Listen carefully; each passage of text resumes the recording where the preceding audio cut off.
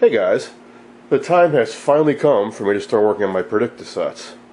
I've got 5 in total.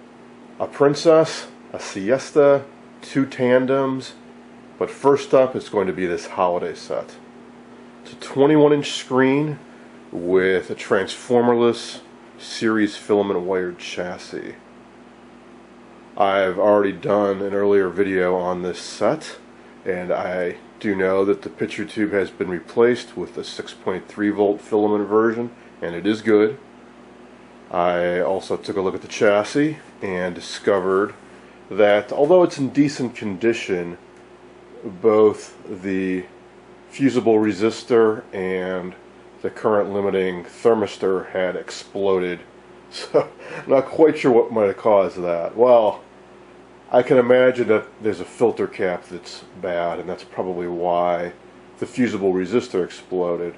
Why the thermistor would have exploded, I'm not quite sure, but we'll take a closer look at that when I pull the chassis back out. In order to do that, I need to pull off the knobs, and flip the set around, and slide it out from the back.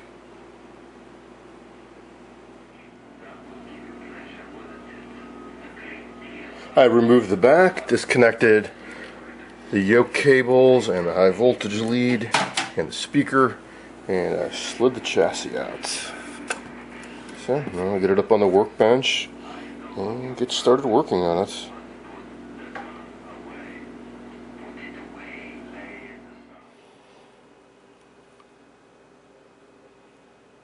Okay, so here is where the fuse resistor would have been.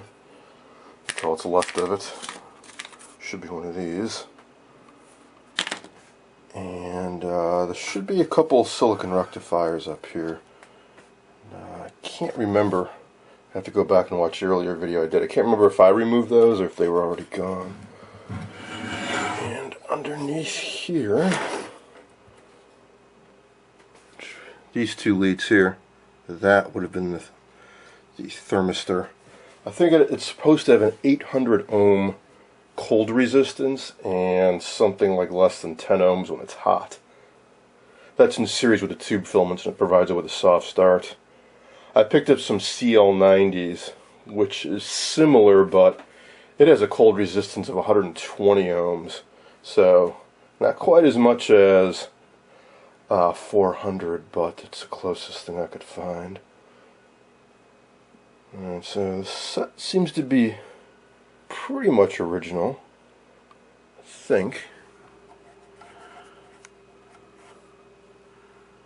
And I heard that there's a modification that they recommend when you swap out the original low voltage CRT for 6.3 volt CRT, and somebody may have done that here. So that lead's not going to anything, and this may be a jumper wire somebody put on here. I'm not sure. I'll have to pull out the schematic and double check that.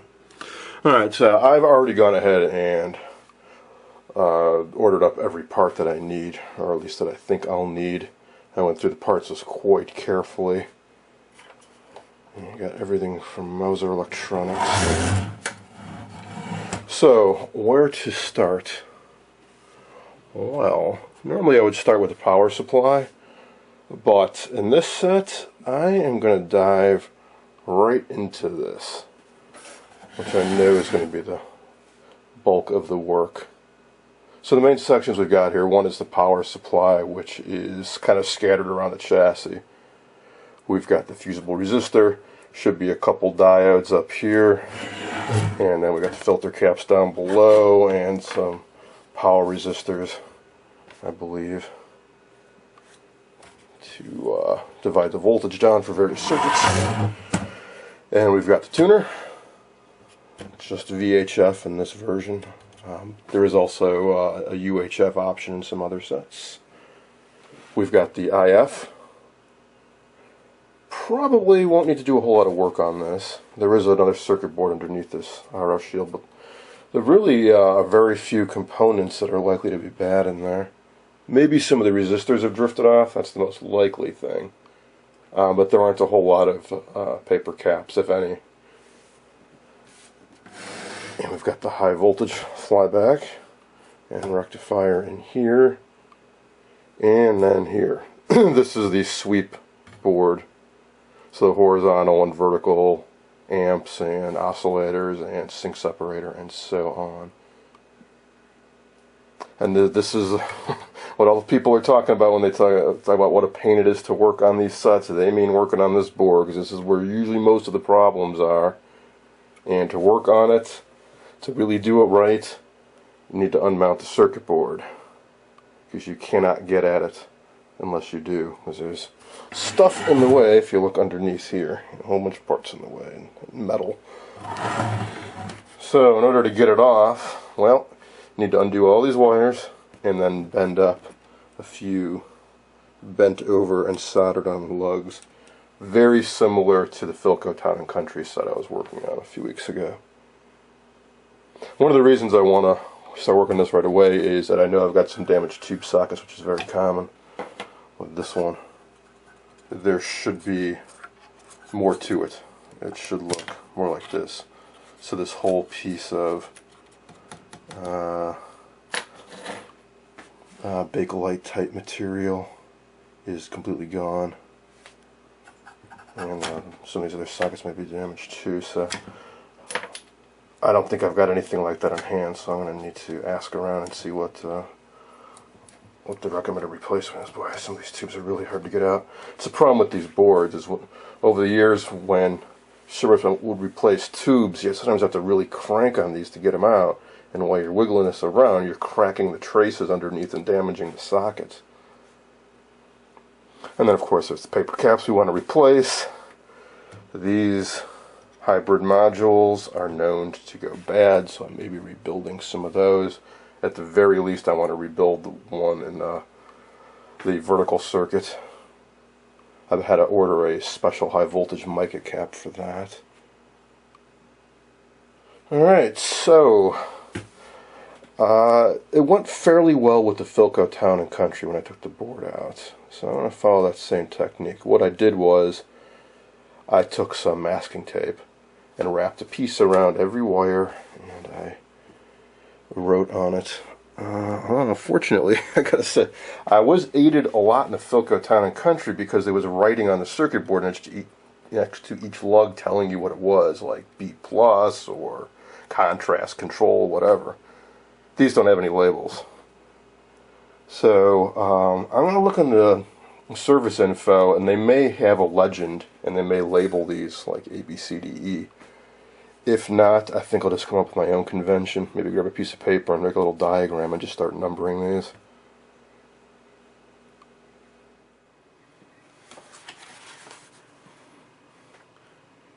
This set uses the 9L37 chassis, and I was able to find it in this compendium from 1959 put out by Beatman.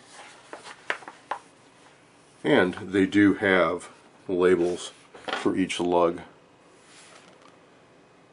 So that's what I'm going off of. They start down here with number 1, 2, 3, 4, and so on all around.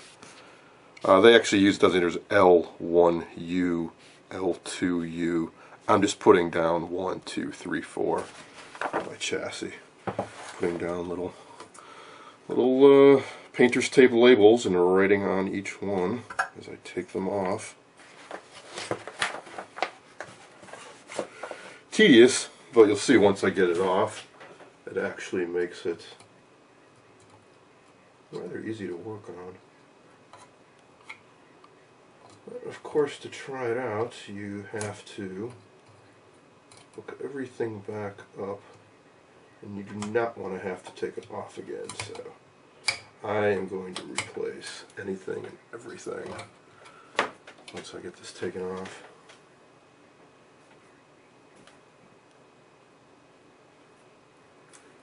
Alright, let's see, that one was 10.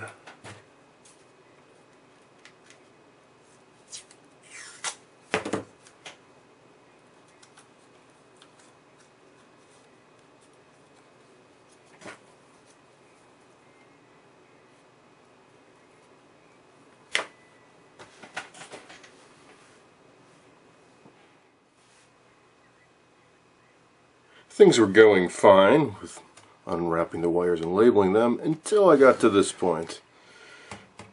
These are soldered on, so I'm going to have to heat those up. I'll try to wick off most of the solder and try to unwrap them while it's still hot.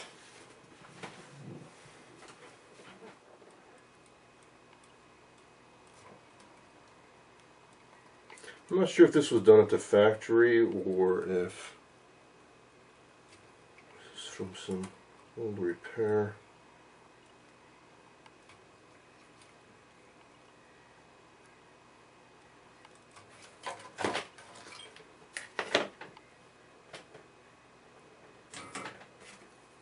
Let's see. Okay, there's the end.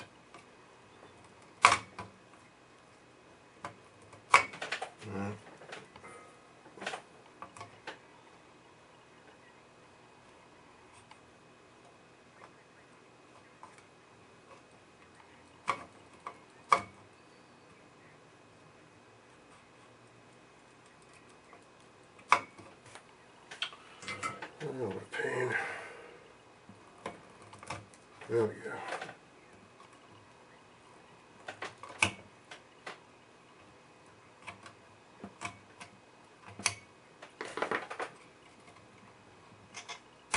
Alright. Let's see. It's 13.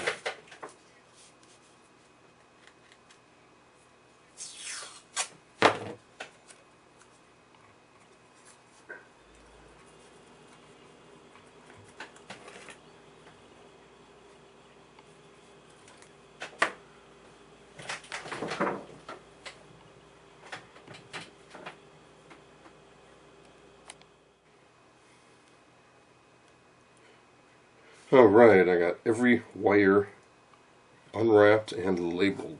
There are 28 in total, and a few component leads.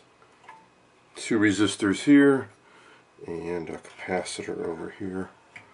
Alright, so before I can lift this board out, I have to unbend some tabs. 1, 2, 3, 4, 5, maybe 6 or 8 total around the board. I should just lift right out.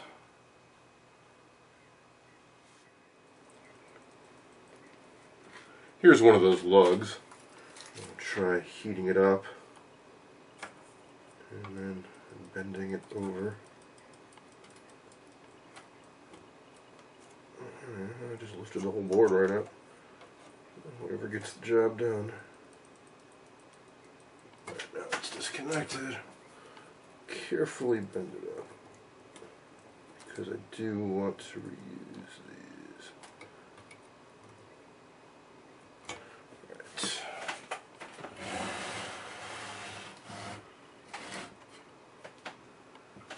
Here's another one.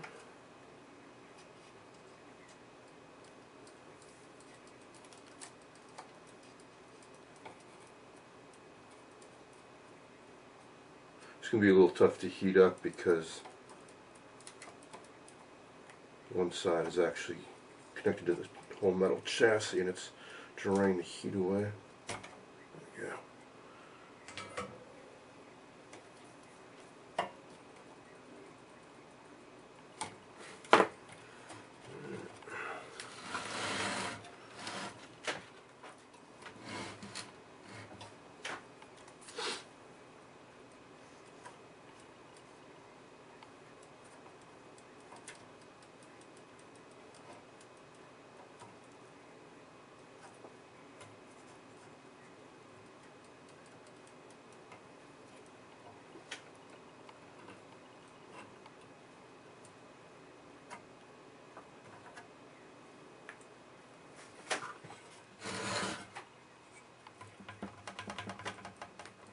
I think there's just one more left.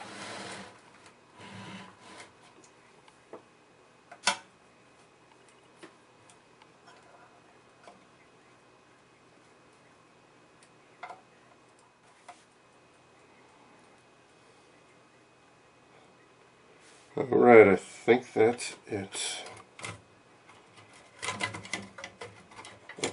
little solder blob in the corner here. Alright. Dun-dun-dun. It's pain in the butt to do, no doubt. But I can set this whole chassis aside and just work on this little circuit board.